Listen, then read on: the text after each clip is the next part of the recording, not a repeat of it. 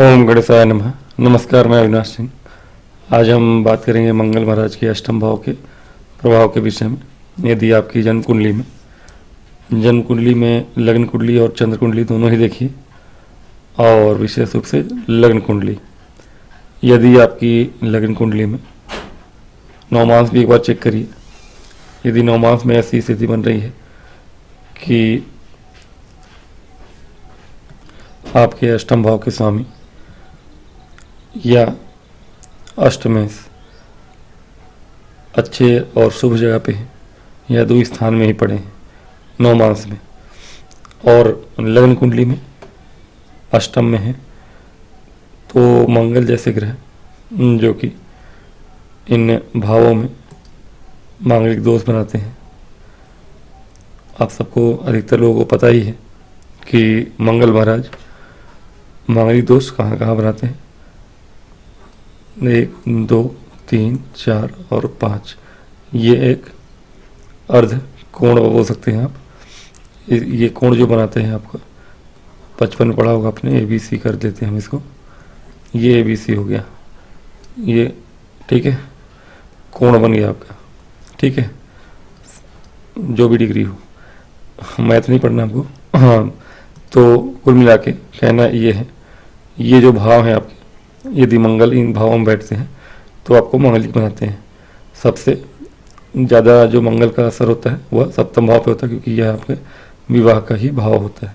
तो इस भाव में मंगल हो तो अधिक से अधिक प्रॉब्लम होती है, काम वासना अधिक होती है। बेसिकली मांगलिक का और कोई विशेष महत्व नहीं। अष्टम भाव में विशेष महत्व है, सप्तम भाव में मांगलिक वाला ही प्रभाव है। लेकिन यदि मंगल अष्टम भाव में है तो ये माने चलिए कि उस मांगलिक होने का अलग ही, या मंगल के यहाँ होने का अलग ही प्रभाव होगा आपके जीवन में।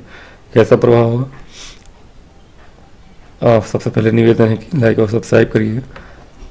तो मंगल महाराज के अष्टम होने का एक ही अच्छा, मतलब कि पूर्व के जो हमारे ज्योतिष थे उनके कथनानुसार सिर्फ एक ही अच्छा चीज़ है, और वो ये है कि यदि स्त्री जाति का है तो उसको धनवती कहा गया है। यानी जिस कन्या की लग्न कुंडली में मंगल अष्टम में है उसे धनवती कहा गया है, और उसी कन्या को उसके पति के लिए वैधव्य का, मतलब कि विधवा योग का निर्माण करने वाला भी कहा गया है। मतलब एक तरफ से आप धनवती हैं, एक तरफ से आप विधवा योग भी बना रही हैं। जाति का है तो, जातक है तो उसके लिए दुर्बुद्धि कहा गया है। यदि वन लाइनर का हो तो अष्टम भाव में जिस जातक के मंगल है, पहला तो दुष्ट बुद्धि। लेकिन अब यहाँ पे एक चीज़ है कि अगर ये कालपुरुष की ही कुंडली हो, यानी मेष लग्न की कुंडली है, तो यहाँ मंगल सुग्रही है, अपने ही घर में बैठे, अपने घर में बैठा हुआ मंगल आपको कैसा परेशान करेगा। अपने घर में बैठ के कोई किसी को परेशान नहीं करता। यदि ये मंगल किसी प्रकार से और पाप ग्रह से दृष्ट हो जाए तो बात अलग है। शनि महाराज देखें इनको कहीं से भी, कहाँ कहाँ से देखेंगे शनि महाराज, लाभ से देखेंगे, यहाँ से देखेंगे और यहाँ से देखेंगे, तीसरी दृष्टि से यहाँ देखेंगे, सप्तम दृष्टि से धन भाव से देखेंगे, और लाभ भाव से देखेंगे 10वीं दृष्टि से। यदि शनि की मंगल पे दृष्टि पड़ रही हो तो स्वग्रही मंगल भी थोड़ा सा परेशान आपको करेगा, ठीक है। लेकिन अब मंगल नॉर्मली तो अष्टम में है तो ये अल्पायु बनाता है जातक को, ठीक है। जातिका की कुंडली में है, धनवती का योग बता दिया मैंने, लेकिन जातिका की भी कुंडली में है यदि, तो भी ऐसा जातक अल्पायु होगा, उसका हस्बैंड अल्पायु होगा, ठीक है, क्योंकि ये इनसे द्वादश भाव है। तो मंगल से द्वादश भाव सप्तम भाव है, कहीं ना कहीं अब ये पति का भाव है स्त्री जातिका के लिए, तो पति भाव द्वादश, तो पति के मरण का भाव बना। इस तरह से कहीं ना कहीं ये सही तो नहीं माना गया। इसके साथ साथ जातक, ऐसे जातक जो होते हैं जातिका धनवती है लेकिन जातक धनहीन होते हैं, ऐसा भी कहा गया है। जातक धनहीन होते हैं और दुष्ट बुद्धि बताया मैंने, कहीं ना कहीं इन्हें समाज में थोड़ी सम्मान कम मिलता है। ऐसे जातकों को समाज में सम्मान कम प्राप्त होता है जिसके अष्टम में मंगल महाराज हो। फिर भी मंगल से और क्या हो सकता है, मैं बताता हूँ क्या हो सकता है। यदि मंगल यहाँ पर, ये तो बुरी बातें होंगी जो हमारे ऋषियों ने लिख दी है, एक तरह से सॉर्ट ऑफ पूरा इस भाव में बैठे हुए मंगल आपके लिए एक दृष्टि इनकी लाभ भाव पे होती है, चतुर्थ भाव, चतुर्थ दृष्टि, और एक दृष्टि आपके सप्तम दृष्टि धन भाव, और अष्टम दृष्टि पराक्रम भाव पर। पराक्रम भाव पे इनकी दृष्टि, पराक्रम की देवता। अब पराक्रम कैसा करेगा ऐसा व्यक्ति, ऐसा जातक जिनके मंगल अष्टम में है। यह आयु भाव है एक्चुअली, अष्टम भाव में ग्रह होना एक तरह से दिखाया जाता है कि डर का कारण है। इसमें मैंने बताया कि क्रूर ग्रह होना अष्टम भाव में अच्छा नहीं माना जाता, हालांकि क्योंकि ऐसे जातक की जिसके कि अष्टम में मंगल हो उनके लिए कष्टप्रद मृत्यु बताई गई है हमारे ज्योतिष शास्त्रों में, कि ऐसे जातक की एक्सीडेंट में मृत्यु होना अधिकतर होता है, सिर पे चोट लग के मृत्यु होना या एक्सीडेंट में मृत्यु होना। फिर भी ये आपका गुप्त भाव है। ऐसा जातक जो होता है रिसर्च संबंधित क्षेत्रों में और खुफिया विभाग में काम कर सकता है। लाभ भाव पे इनकी दृष्टि होना, यदि ये लाभेश बन के यहाँ बैठे तो दरिद्र योग बनाएंगे, लेकिन यदि ये षष्ठ या द्वादश के ही स्वामी होके बैठे, कैसे बैठेंगे, यानी यहाँ पे मेष राशि हो मान लीजिए, फिर यहाँ स्वयं के तो नहीं होंगे, मान लीजिए कि कालपुरुष कुंडली है, मेष लग्न की किसी कुंडली है, तब तो ये ठीक है, शुभ है यहाँ पर। ऐसे में ऐसा जातक जो होगा कहीं ना कहीं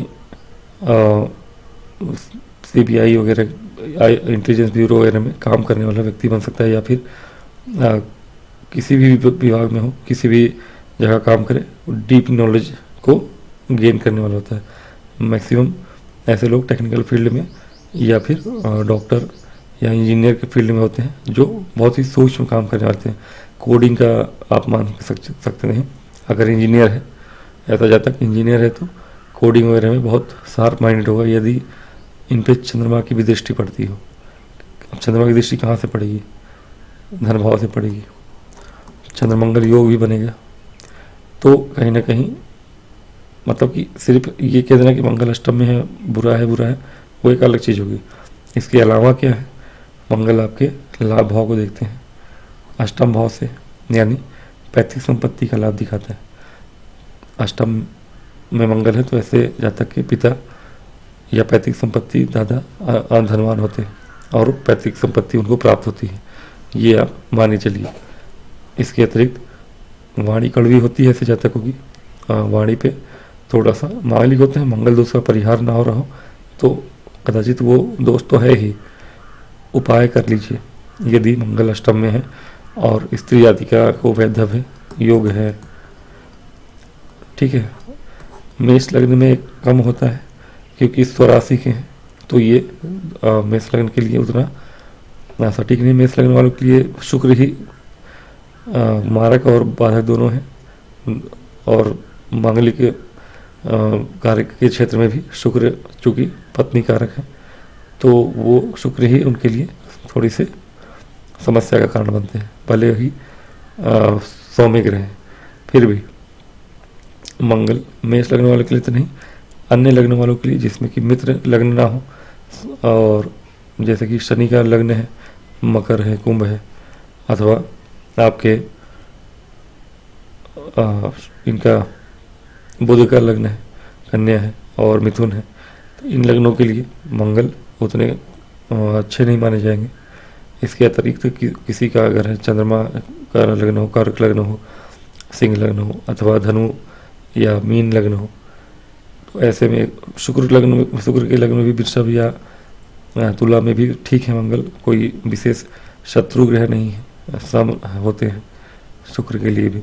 तो एक तरह से देखें तो शत्रु लग्न के स्वामी होकर अगर यहाँ ना बैठे हो तो फिर ठीक है, या फिर शुभ ग्रह इनको देखते हो कम से कम, या पाप ग्रह ना ही देखते हो। स्वयं मंगल अकेले बैठे हैं, ठीक है, इनको शनि राहु केतु किसी भी प्रकार से ना देखें तो ठीक है। अष्टम में बैठ के मंगल को केतु देखें तो केतु कहाँ से देखेंगे? द्वादश से। द्वादश से बैठा केतु देखे तो कोई दिक्कत नहीं, क्योंकि नौवीं दृष्टि से देखेगा तो अच्छी बात है। नौवीं दृष्टि यानी धर्म की दृष्टि है, तो धर्म की दृष्टि से और केतु मोक्ष कारक होकर अगर देख रहे हैं, और केतु अगर अष्टम भाव में दृष्टि है तो ऐसा जातक रिसर्च संबंधी क्षेत्र के अलावा आध्यात्म की ओर भी या फिर ऑकल्ट साइंसेस में भी आगे होता है।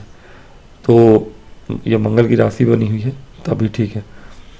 मंगल महाराज यहाँ पे बैठे हैं, आपको धन भाव को देख रहे हैं, गुप्त धन दिलाते हैं, लाभ भाव और धन भाव दोनों को दृष्टि है इनके ऊपर।